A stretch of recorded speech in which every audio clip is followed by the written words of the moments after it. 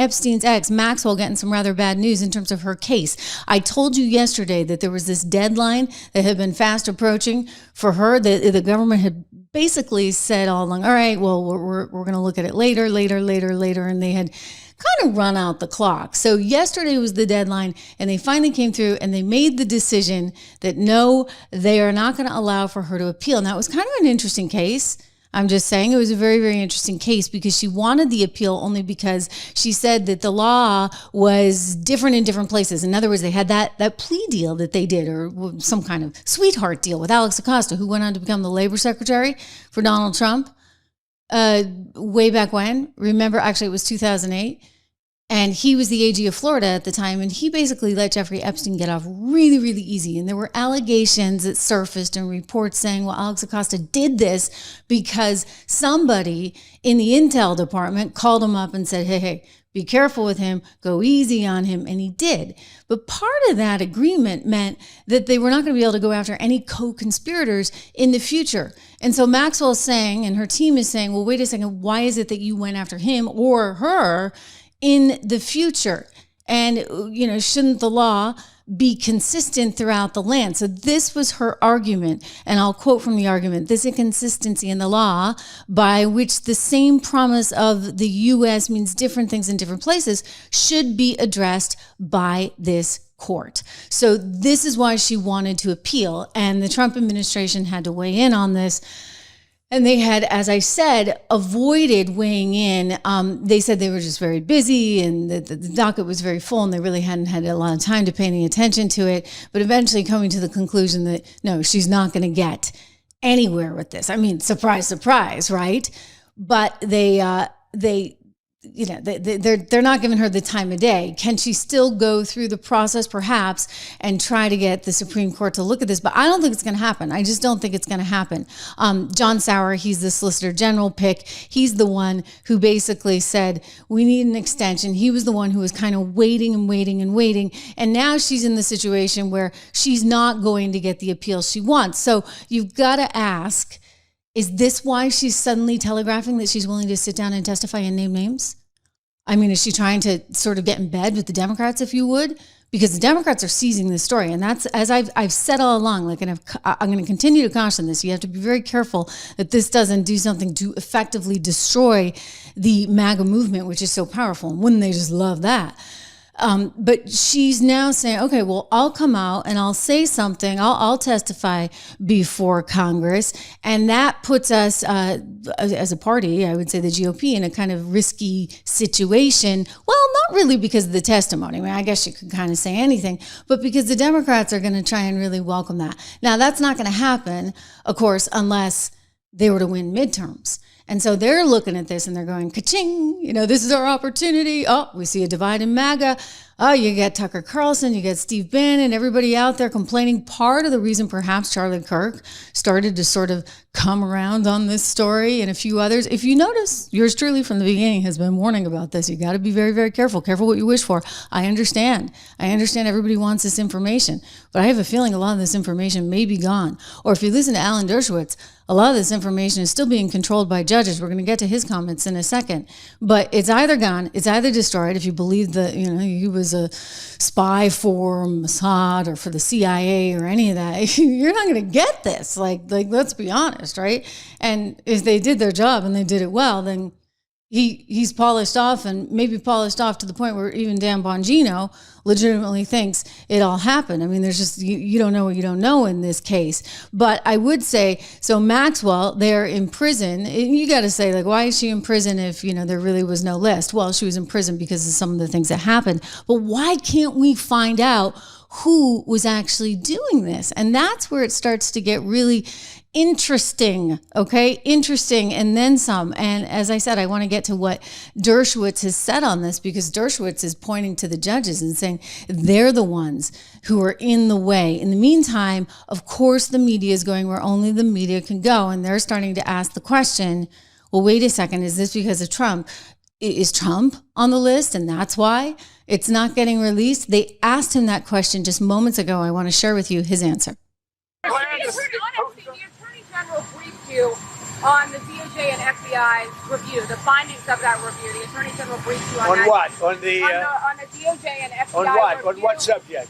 Epstein. Okay. On Epstein, of the review of the files. Attorney General Bondi. A very quick briefing. Did she tell you, what did she tell you about the review? And specifically, did she tell you at all that your name appeared in the file? No, she's given us just a very quick briefing. And in terms of the credibility of the different things that they've seen, and I would say that, these files were made up by Comey, they were made up by Obama, they were made up by the Biden, we went through years of that with the Russia hoax, with all of the different things that we had to go through. We've gone through years of it, but she's handled it very well, and it's going to be up to her. Whatever she thinks is credible, she should release. Yeah. On Texas, how many more? So that's kind of interesting, don't you think? I mean, he's sort of suggesting that there might have been some false stuff in there. He didn't say whether or not he was in there, but this is gonna cause even more questions. And I think a lot of people are now going to be saying, "Wait, was this some kind of giant psych op?" I would say this: if he was in there, wouldn't you think that the Democrats would have released that going into this election? I mean, why would they wait until now, for goodness sakes? I would think that would have come out somehow, some way, right? They would have taken that opportunity. They took every other opportunity they could. There's no reason to believe that they wouldn't have taken that opportunity, unless, of course, it's just, as I've pointed out, so damaging. And so they just want to somehow pin this on him. I would say what's interesting is that we just got moments ago news that the GOP is not going to do squat on this in terms of itself moving forward to ask for the release of these documents. This just coming to us right now, we saw that they have voted against the release of the documents. I want to show you this right now. I move the committee make an order amendment number 50 to H.R. 3633 offered by Representative Khanna, which would require the Attorney General to preserve and release any records related to Jeffrey Epstein. Madam Chair, on February 21st, 2025, President Trump's own Attorney General, Pam Bondi, said on Fox News, the Epstein client list was sitting on her desk, quote, right now to review, end quote. Kash Patel, Trump's FBI director, said during his confirmation hearing that he would do everything, if confirmed, to make sure the American people knew, quote, the full weight of what happened, end quote. Patel, who now leads the FBI, said on the Benny Johnson show that the FBI was hiding the Epstein client list. Donald Trump Jr., the president's own son, tweeted out, and I quote, show us all the Epstein client list right now. Why would anyone protect those scumbags? Ask yourselves this question, and then the answer becomes very apparent, end quote. And now, forgive me, but suddenly these same people are telling us there's nothing to see here. Trump is posting that we should all just move on. Well, I want to know what the hell is in these files. And I think we all want to know why Trump is suddenly changing his tune and is so desperate to sweep this under the rug. But you know what? This also gets at his credibility. This is about trust. Republicans said, trust us, vote for us, and we will release these files. And here we are. They are backtracking. They said they aren't going to cut Medicaid, and they did. They said they wouldn't add to the deficit and debt. They exploded both. They said that. Okay, so now you see where this is going. You see how they're going to use this as a huge political opportunity. And then, I'm looking at a piece of my mind saying, remember what happened with the Russian dossier and Russia, and how we spent all that time on that. Is that where we're perhaps heading with this? I mean, I just have to say, again, if they had anything, that would have come out. Why would you be waiting until now? But the way he answered this question was a little bit mysterious. I'm going to play it again. The Attorney General briefed you on the DOJ and FBI's review, the findings of that review. The Attorney General briefed you on that. What? On the DOJ and FBI on what? review. On what subject? Epstein. Okay. On Epstein, of the review of the files. Attorney General Pam Bondi. A very quick briefing. Did she tell you, what did she tell you about the review? And specifically, did she tell you at all that your name appeared in the file? No, she's given us just a very quick briefing.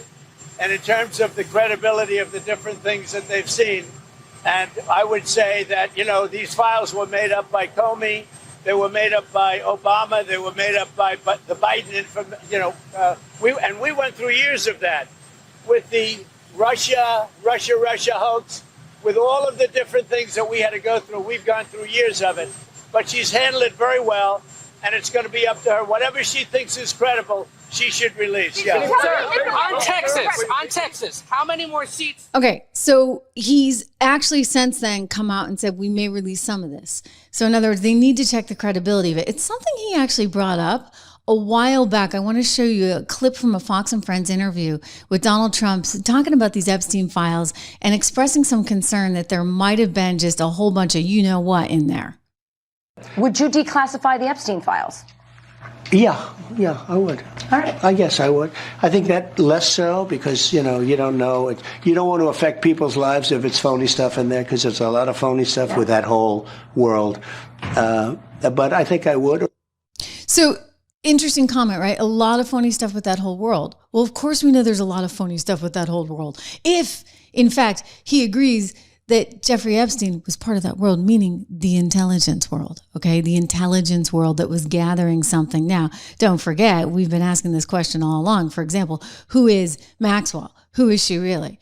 She was refused her appeal here by the administration, so they're not going to go easy on her.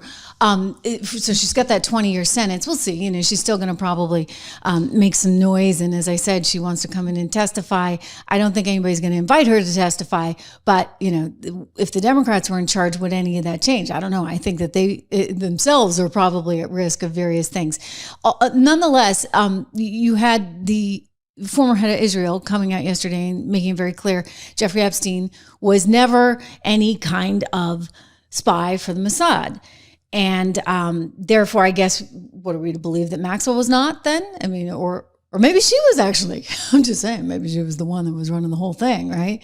If we were going to go down this rabbit hole, and it's a big if, right? Because we don't actually have anything other than a lot of hearsay and innuendo, et cetera, that would confirm this. But don't forget, her father was believed to have been a spy for Israel, for the U.S., and possibly for the KGB, and had some very special software that he negotiated a deal with Israel so as to enable Israel and the U.S. to kind of have backdoor entry into all of this software that was being sold all around the world, and all these other countries bought it, and it basically gave us access to it so we could see what was going on. And if you think this through and you consider all those deals that were going on, and that she, of course, had this software, maybe, possibly, she had these contacts and she needed a front person for the whole shebang, right? And maybe that front person happened to be a math teacher from Dalton who was down on his luck, kind of wearing out his welcome on Wall Street as a trader. But Wexler, the guy from Limited Brands, knew maybe of this guy's deviances, and also that he was a huge, big personality that could charm the socks off of anyone, and literally more apparently off of anyone, okay? Sadly. So if she knew all that, and she were the mastermind in the whole operation, then she recruits Jeffrey. He suddenly goes on to have fancy homes and fancy this and that, and gives him access to her contacts, access to her father's software. And now all of a sudden, they're running an operation that was, shall we say, a little more than what Daddy was doing. Possibly. I mean, it's a real question. And so when she goes out there and says, I'm going to talk, it's like, oh, careful. Because that didn't work out so well, now did it?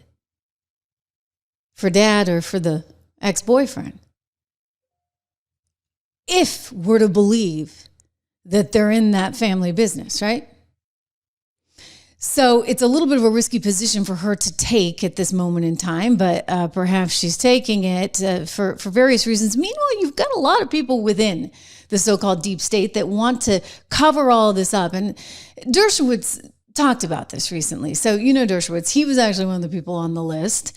he was one of the people that they kept talking about, and he's pretty angry about it. He's like, look, I didn't do anything. I'm really angry. I want to clear my name. And in order to clear his name, he actually wants to bring up more of this information. He knows that there's a so-called list out there. He explained it on News Nation just last night. I want to show you a clip of this. Is the government hiding a client list or anything that the Trump administration could release tonight?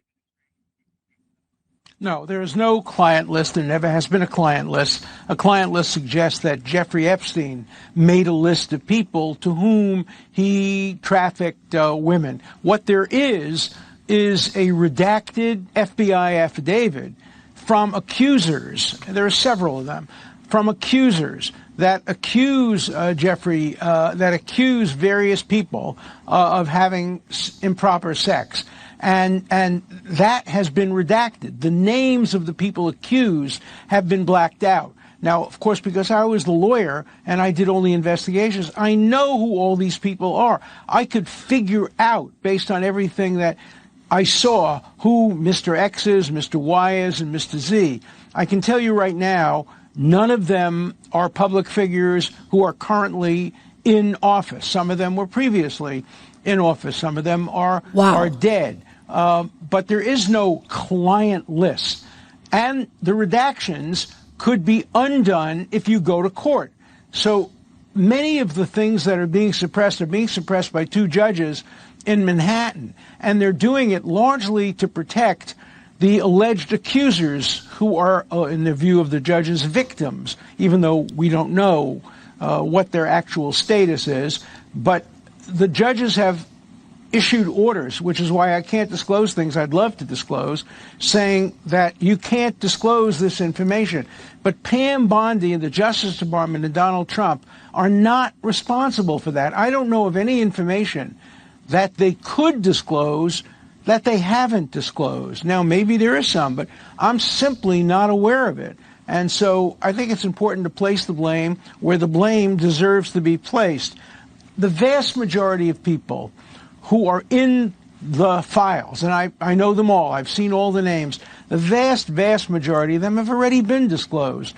They're in articles all over the world. They're in books that have been written. So if we got everything, you would be shocked how few names are there that haven't already been disclosed. The media hasn't, by the way, done a good enough job in finding the people who have been disclosed in the public record. So that's that list.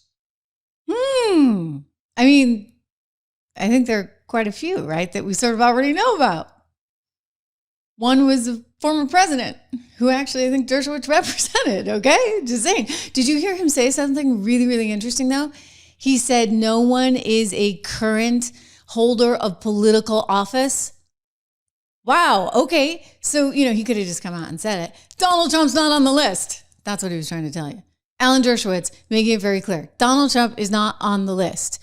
But Donald Trump is also saying, look, we don't know the authenticity of this because maybe it's a little crazy. Like, just because you're on the quote unquote list, like maybe you went to Jeffrey Epstein's house. Does that mean bad stuff happened there? How do we then prove that one out? Maybe there are some documents or files or videotapes somewhere.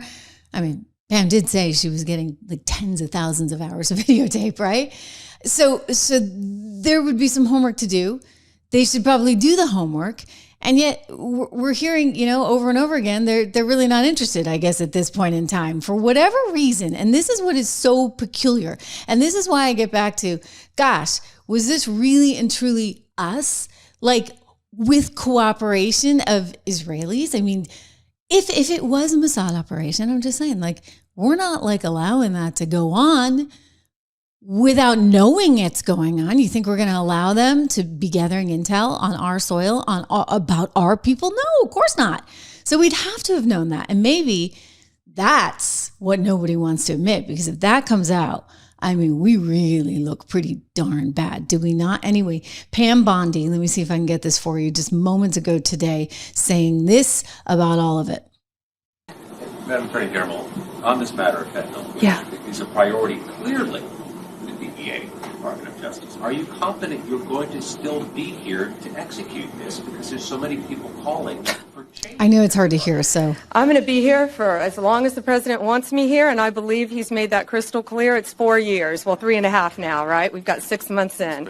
And it feels like 6 years. But I was with Director Patel this morning, and we are working on fighting violent crime. We are working on all these issues that we deeply care about to make America safe again and get these drugs off our streets. You know, we've been working on this since my really last 2 years. Fentanyl was coming on the market when I was state attorney general. And now with these cartels, it's coming back. It's coming in more than ever. So she's making it very clear. She's not going anywhere, okay? She's there to stay. And Donald Trump making it clear that he's supportive of her, that he wants her to stay. He came out over the weekend. He's like, what's going on? Why all the chaos? Why are you guys all fighting? What's the infighting? Come on, people. Like, we've got a mission to do.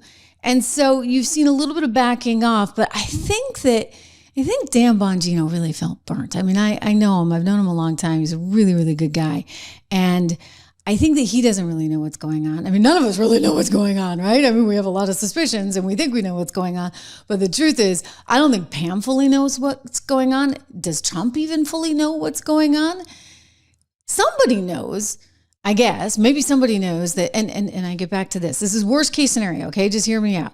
Worst case scenario is, this was an intel gathering operation. And it effectively means that the U.S. government and whoever else was involved was willing to sacrifice people in a pretty extraordinary way. I mean, it's one thing to have snipers, and it's a whole other thing to be doing this. Okay, that is just taking it to a level where, like that's not who we are, right? Like that's not the America we want to be. So it could be an effort to try and cover up some of that. But Dan's having a hard time because Dan's a true blue kind of guy, and Dan has spent, much of his career criticizing the FBI and criticizing the administration, certainly within the Biden camp. And now he's in a position where he's part of the system. Not easy, right? This is why I would never, people are like, would you like to go work for the Fed? How about Treasury? I'm like, no, I'm way better over here, because to actually be in on it, then you can't actually call balls and strikes the way you want. And Dan wants to be able to do that. And so there he is now working for Pam, who's never met a television camera that she doesn't want to get on, right? Like that's a whole other thing. We don't need people on TV this much. Trust me. Do your job. Like, let the TV people be the TV people. We don't need people on TV as much as they are. And now Bongino is getting put in this horrible spot because he's got to go out and give everybody the bad news. And it sometimes doesn't really look like he believes it. I'm like, I can't imagine he would ever lie to us, just because knowing him as I do. But then again, if it's a well-run intel op, maybe he believes it, because you shouldn't have that many, this one does have a lot of holes, shall we say. Anyway, Bongino is now expected to stay put for a little while. He was back at work this week. Came in a little bit late, but he went back to work. And Trump is a heck of a negotiator. I mean, heck, if he can negotiate with China and with Canada and Mexico and Europe and all these countries around the world, you better believe he can negotiate with Dan, right? Here he is. Oh, I think so. I did. I spoke to him today. Dan Bongino, very good guy. I've known him a long time. I've done his show many, many times. And he sounded terrific, actually. No, I think he's in good shape. On this 1-year anniversary of Buck. So that was yesterday. Dan was back in again today. So far, so good. You heard from Pam. She's not going anywhere, right? She's in it to win it. And what happens in the meantime with all of this? I mean, Donald Trump's now saying, okay, well, maybe we release part of it if we're really, really confident that it's not just a bunch of hearsay. Dershowitz, he's frustrated because he was implicated in all of this. His name came out. He wants to be able to speak up and say more, but he's restricted for legal reasons. And so, in the meantime, Bongino and Cash, they went on. And I want you to look at Bongino's body language, okay? Because this is a guy who can't lie. He just can't. And just look at him as he's given this story. Are we going to be surprised at what you learned? You know what, Maria? Cash is not kidding. We've been personally briefed extensively on every single detail, nugget, tendril of this case. One is actively in court right now, so out of respect for the case, it's probably more appropriate that I stay quiet on that. However, I'm not going to tell people what they want to hear. I'm going to tell you the truth, and whether you like it or not is up to you. If there was a big explosive there, right? Given my history as a Secret Service agent and my personal friendship as a director does with the president, give me one logical, sensible reason we would not have. If you can think of one, there isn't. There in some of these cases, the there you're looking for is not there. And I know people, I get it. I understand. It's not there. If it was there, we would have told you. Two things just breaking right now. It has just come out that Pam Bondi said she's not going to release anything more. Donald Trump, meanwhile, is encouraging her to release something. So what's going on, okay? The president of the United States, yeah, we might release some more. Well, it turns out Attorney General Pam Bondi says there is absolutely no change in her position. This is after Donald Trump suggested that some of these files could be released. So she's sticking to her guns on this. And one would have to think, well, I mean, she can't be really overridden by the president on this because this is DOJ. They're supposed to be separate, but it's a little strange. So again,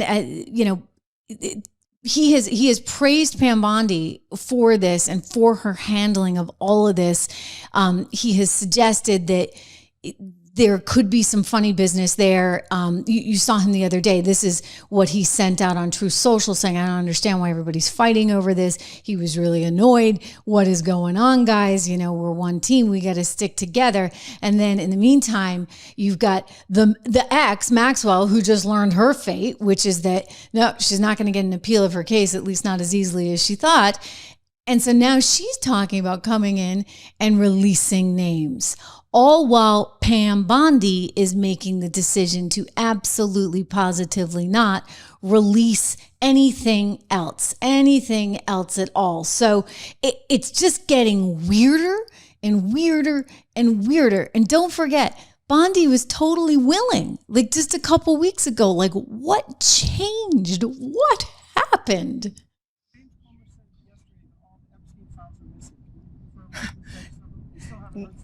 No, the FBI, they're reviewing, there are tens of thousands of videos of Epstein with children or child, and there are hundreds of victims, and no one victim will ever get released. It's just the volume, and that's what they're going through right now. The FBI is diligently going through that. I haven't seen that statement, but I'll call him later and find out.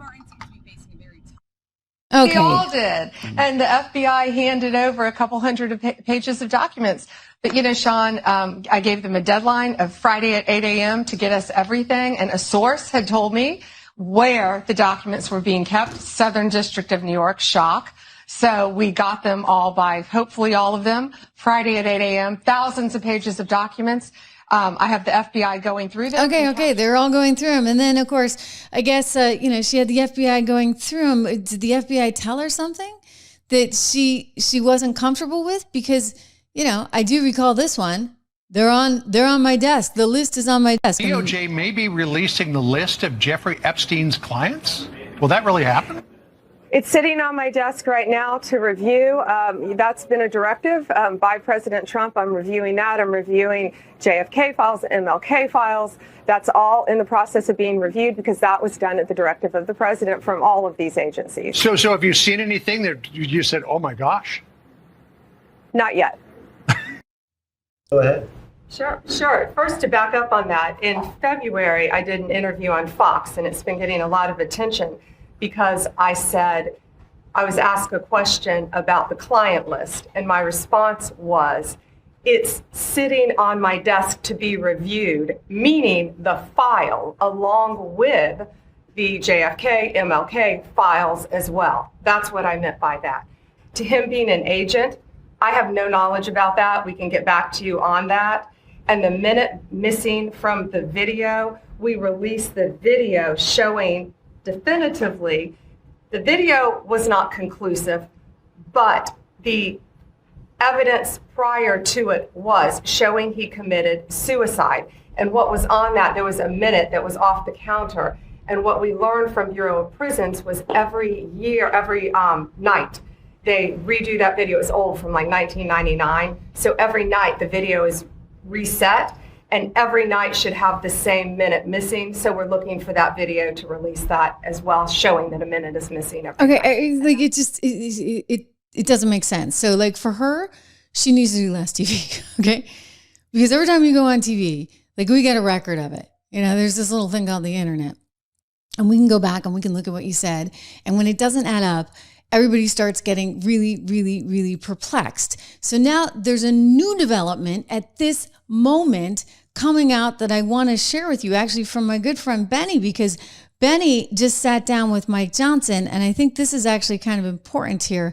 We talked yesterday about how Epstein's ex is ready to release this list, and maybe she was doing this to kind of jockey for position. Who knows? I mean, it could actually be, if indeed she's one of the intel ops that we've talked about, if that line of thinking is true, like this is, make sure she stays alive, okay? Because like if she suddenly goes missing, I think then we really need to ask some questions. But Mike Johnson, Speaker Johnson, just sat down with Benny and actually had some interesting things to say in kind of a very different approach, shall we say, than what we were just hearing from Pam Bondi. Pam Bondi saying today to reporters, absolutely not. She's not going to be releasing anything else. That the memo she put out speaks for itself. There is no list, etc. It's like, let's make this go away.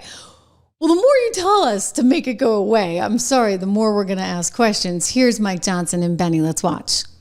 Speaker Johnson, this is sort of on the heels of something else that a lot of people are asking questions about. And because we've been lied to by our federal government for so long, I feel like there's some type of like there's a pain point, right? In the pressure cooker that gets heated up on issues like the Epstein issue, right? And obviously that's something that's taken over a lot of the online dialogue. I have a question here about it that concerns either testifying or testimony for Ghislaine Maxwell, potentially before Congress, or if you would support members like Marjorie Taylor Greene or Anna Paulina Luna on the release of subpoenaing the Epstein documents from the DOJ, whether you would support either of those. Yeah, I haven't talked to Marjorie or Anna about that specific subject, but I'm for transparency. We're intellectually consistent in this.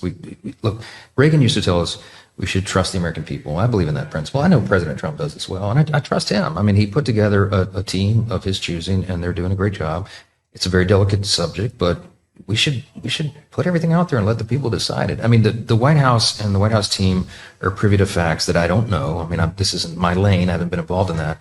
But I agree with the sentiment that we need to put it out there. And Pam Bondi, I don't know, when she originally made the statement, I think she was talking about documents, as I understood it, that were on her desk. I don't know that she was specific about a list or whatever, but she needs to come forward and explain that to everybody. I like Pam. I mean, I think she's done a good job. We need the DOJ focusing on the major priorities. So let's get this thing resolved so that they can deal with violent crime and public safety and election integrity and going after Act Blue and the things that the president is most concerned about, as we are.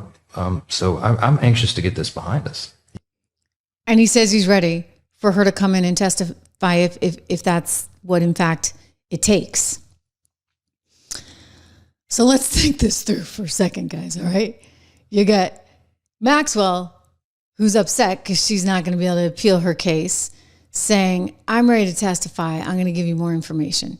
You've got Donald Trump admitting that there's some sketchy stuff in there, perhaps, as sometimes these things are. I mean, to me, that sort of speaks volumes about this being an intel op.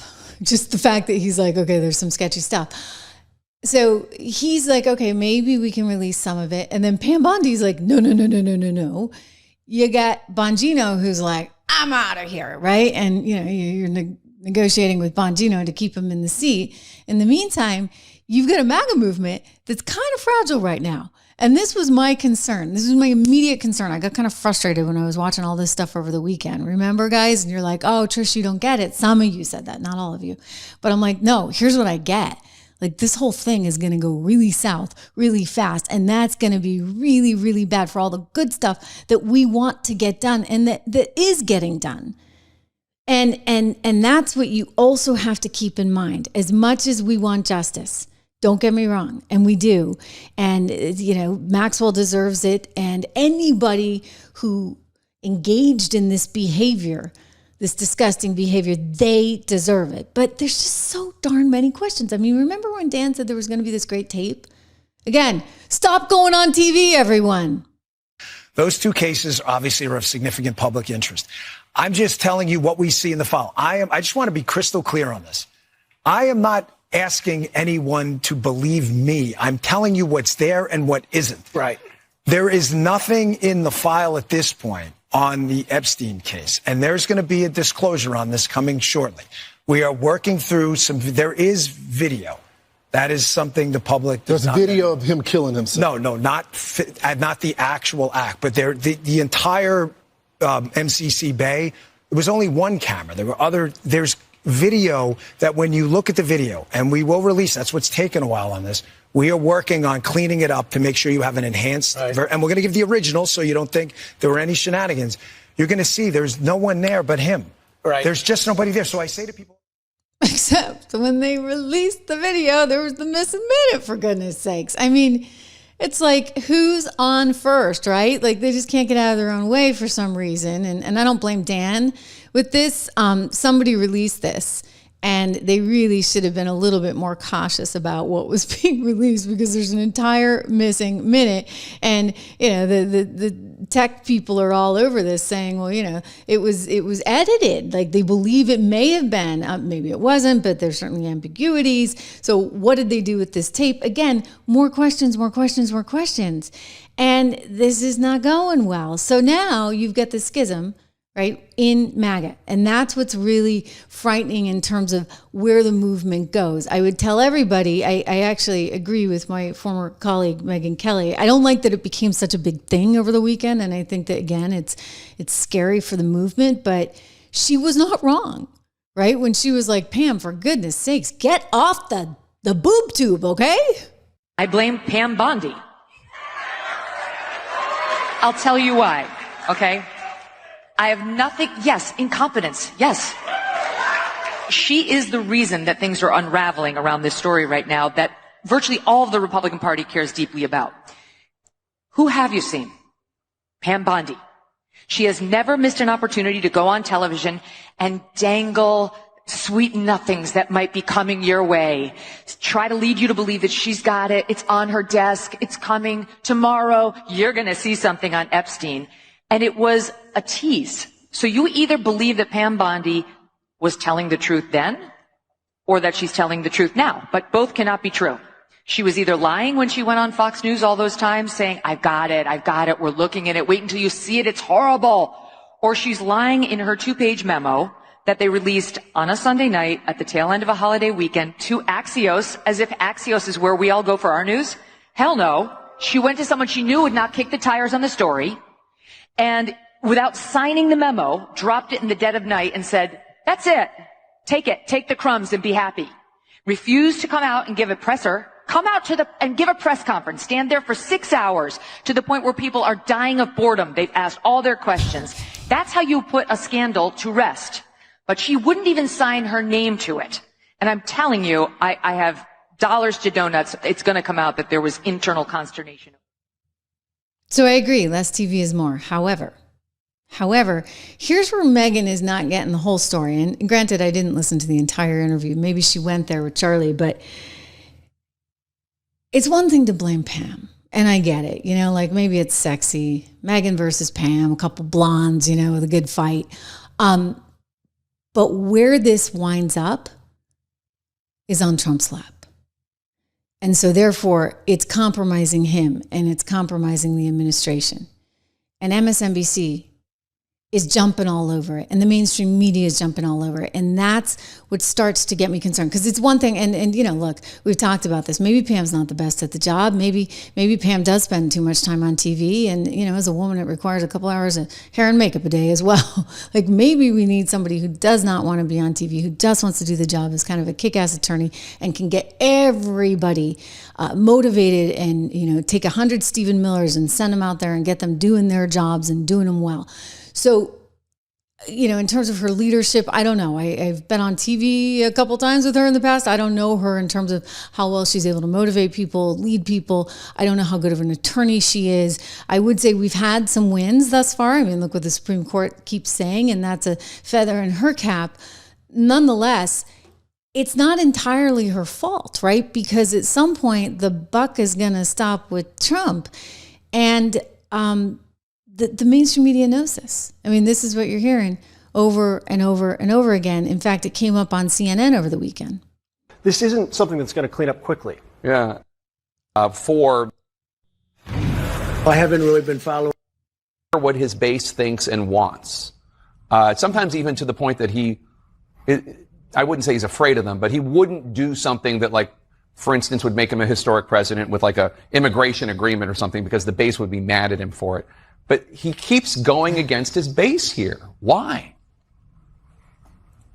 I remember that press conference well, and I remember being in upper press in the West Wing and being a bit stunned by that statement because, to your point, the MAGA base has felt so strongly about Jeffrey Epstein since his crimes came to light. And this has been sort of a rallying cry on the right. There's been some of it, by the way, well documented, his crimes, others that kind of turn over into the conspiracy space, thinking that prominent left-wingers are going to get wrapped up in this sort of network that he was associated with. But this is the first time I can really remember that Trump is sidestepping his base and not doing what they're very vocally asking him to do. And so as there's these calls now by some on the right for Pam Bondi to step aside or to resign and be fired, the thing I would say is if Donald Trump wants all of the information the government has on Jeffrey Epstein to be released, he can make that available. He can direct the Attorney General to release it. He can move to whether it may be law enforcement sensitive to declassify that and make it public. Okay. And there you have it, right? So as much as we want to blame Pam, it's not just Pam. Like, someone's making a decision not to release this. I keep getting back to, it's entirely possible that our intelligence agencies were involved and did some really heinous stuff. And like, I don't know, like, you can't put the genie back in the bottle kind of thing. Like, if we find that one out, and I know a lot of people hate the deep state and they're going to say, we knew it all along. But that's going to be a lot to find out. And it's entirely possible that they're trying to make sure that doesn't come out. But I've told you before, I'll tell you again, it's what Benny was saying. Listen, you keep trying to cover stuff up, you're going to find yourself in a whole much worse of a situation, because then trust is already something that you need. And we were starting to regain it, right? You're seeing this transparency with the Trump administration, and then this hits. And you're like, whoa, wait, are we right back where we started? But, Scott Adams, for some of you may have seen this yesterday. I played the soundbite. I liked it because he was saying actually what I was saying over the weekend. It was my first instinct. Like, my heart just sank because I saw everybody ganging up on Pam, and I knew exactly what would happen, that it's not just Pam. It's eventually the president who they're effectively ganging up on with this. And from Tucker to Megan and Steve, look, I love Steve, and I get that he wants justice, but at what point does it cost the president? Here's what Scott said. So would you agree that if the normal court system and the way we deal with crime is that we want full disclosure and we want the public to, except for very special cases, we want the public to know everybody who's accused. We want to know who the accusers are, who the victims are. We want to know the names of the lawyers, the judge. We want to know it all. And that's a reasonable standard for justice. Would you agree? That if Epstein is a criminal situation, and the way we handle criminal situations is we want maximum disclosure. It's worked before. There's no reason this would be different. Would you agree? Theoretically, yes. That's a perfectly reasonable take, and that's what most of you have settled on. And now I'm going to flip you to my point of view. That's the wrong frame. It is a criminal situation, and everything you think about it fits that criminal situation frame. But here's the frame I put on it. It's a commander-in-chief decision. Commander-in-chief. Okay. So if the commander-in-chief is making the decision not to do this, then what does that tell you? And so him saying today, well, maybe we'll release some files, and then Pam turning around and saying, no way in HELL are we doing this. It's getting kind of weird. I will say this. That was a wake-up call, certainly for Donald Trump over the weekend. You had Tucker lobbing, in there. You had Megyn Kelly going after Pam Bondi. You had Steve Bannon going after everyone. And I think he got sort of jolted by that because he realized how serious this was. And now you're starting to see people kind of calm down and come to their senses, which I think is important. It's what I've been stressing all along. Matt Gaetz. People were talking about Matt Gaetz. Oh, he's going to take over Pam Bondi. Well, that was nothing. It was just a rumor. And in fact, we talked about those rumors over the weekend. I said that's not going to happen, and he had said no. He had to leave Charlie Kirk's thing early, but it had nothing to do with going to the White House to take over for Pam Bondi, as was being floated. Matt Gaetz came out on his new TV show. Everybody wants to be on TV. What's the deal? I say this as someone who's worked in TV forever. It's not that great. Anyway, Matt Gaetz came out on his TV show and he gave a very big endorsement for Pam, which is important to see. Watch. President Trump never stopped building a business empire, a media empire, a political empire. We believe he has exactly the team to maximize success. Let's start with Pam Bondi. The Attorney General always takes a lot of flack in any administration, but look at what she has accomplished. The Bondi team successfully litigated away the judicial coup of nationwide injunctions. They did that. They won that for us. They have created the legal infrastructure for highly effective deportations. She's got the cartels self-deporting. She has targeted the criminals and the gang networks. Attorney General Pam Bondi is a star and has our full admiration and support. To those who don't share my enthusiasm, look at how far we've come. Attorney General Jeff Sessions is the I'm just going to say something funny. Why does he always say our support? Is it like you and your network? I mean, your support, right? All right, just to clarify, just so we get what he's saying. And Hillary Clinton got away with everything. The statute of limitations is passed to hold her accountable. Thanks, Jeff. He got the unceremonious beating he deserved on the way out the door from Senator Tommy Tuberville. After Sessions, we got Bill Barr. AG Barr is the reason legitimate questions about the 2020 election went uninvestigated by the Department of Justice. I personally know of cases Bill Barr shut down that related to voter fraud that could have told us a lot more about the networks and the people who are trying to destabilize. Okay, so he goes on about all the people he doesn't like, and then back to Pam, why she's the bomb. General Donald Trump has had by a factor of 10,000. And anyone who disagrees with me is welcome to come on this show and choose their fighter. Which Trump AG would you replace Pam Bondi with? Barr? Sessions? Rosen? She's the best, and we appreciate her service. So MAGA's coming back to earth, okay? So Matt Gaetz coming out with a big endorsement. And this is not going unnoticed by MSNBC and the New York Times and others. They're all kind of finding it funny. I mean, I'm glad. Again, it's important for the movement that we kind of keep our eye on a target. Well, simultaneously, maybe like slightly pressuring, right, the administration to give more. But here's MSNBC reacting to all of it. Contributor, your colleague, Jeremy, and I have to note you were laughing at some of those sound pieces from conservatives. Your colleague, Sean McCreesh, called this a Mobius strip of paranoia and distrust within the base. What do you make of what you're hearing? And just because folks like Charlie Kirk are now saying, hey, let this go, are true believers going to do it? So this is a moment of sincere political urgency for Trump. Back in 2021, his lead pollster, Tony Fabrizio, did a survey of the Republican electorate and found that there were a full 10% of the Republican voters who said that they believed in QAnon conspiracy theories. So the political fallout potential here is very real. That's why the White House has, and President Trump himself, have been leaning on conservative influencers like Charlie Kirk. The fact that Dinesh D'Souza, who has fanned so many outrageous lies about the stolen election, about Obama's birth certificate, he's saying back off this. That really shows you that the influencers are falling in line. That doesn't mean, however, does that happen? Well, it happens because a very angry president of the United States gets on the phone and yells at you. Or people from the White House really turn up the heat, which we know is exactly what's happening in this case.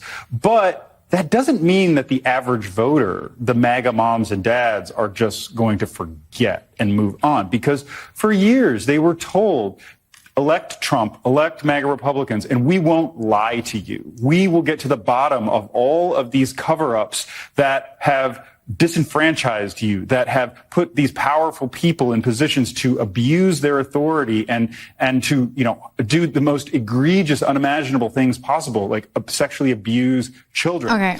So you get the idea, right? Like, they're going to use this movement and this moment to try to destabilize the GOP, period. That's just exactly where they're going. And, is Pam helping them?